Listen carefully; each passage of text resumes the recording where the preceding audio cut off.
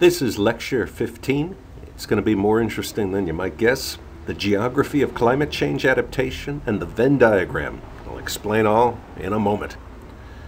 So think into the future. Think 38 years from now or even further into the 21st century.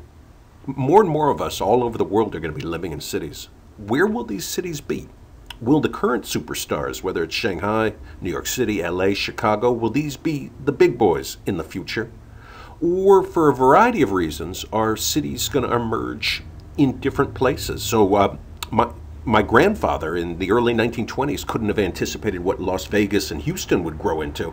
I think we need to show a little more imagination about where cities might pop up.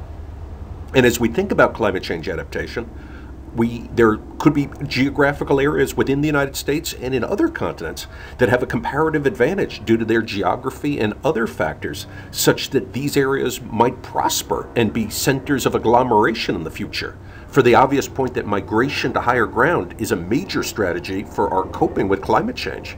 And self-interested individuals, the invisible hand in self-interest, nudging economic activity to rebuild our cities in safer locations. A quote from Ed Glazer from his book Triumph of the City. Focus on that bottom line, because I sometimes run into undergraduates who claim that there's no space, there's no place to locate economic activity. But look at this bottom part. On a planet with vast amounts of space, all of humanity could live in the state of Texas, living in a townhouse. We have the ability, with just moderate densities, to house everyone. But where should humanity live if we seek to be resilient in the face of climate change? I can't claim that I fully know that answer, but one of the key ideas of my Climatopolis work is I know that we're going to figure this out, because there's going to be 7 billion people thinking about where to go.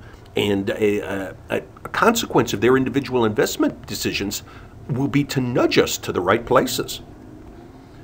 So when we think about cities abstractly, there's three basic things we want from them. We want to be in a high amenity place, and currently coastal areas, as Rappaport and Sachs's work have documented, coastal areas today are high amenity areas. But we also want to be safe in terms of not facing crime, but also not being at risk from the Hurricane Sandys and other shocks. And also we need our cities to be productive. In this internet age where many businesses are footloose, productive could mean conserving on transportation costs, so being close to input suppliers and being close to final customers to minimize transportation costs in terms of inputs and final outputs.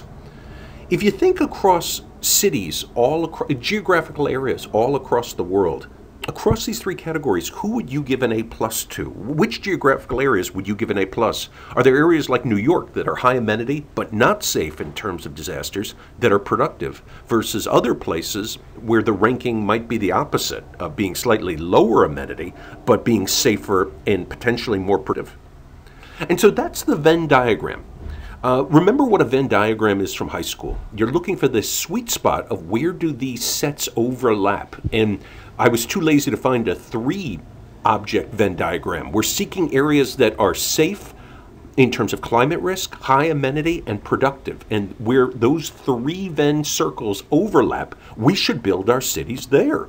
It's just common sense. Climate scientists are playing a leading role identifying such areas. Climate scientists like UCLA's Alex Hall are doing a better and better job with geographical resolution of understanding how climate change will affect different geographical areas. As these men and women make progress, real estate investors should be keeping an eye on this, because there could be an arbitrage opportunity.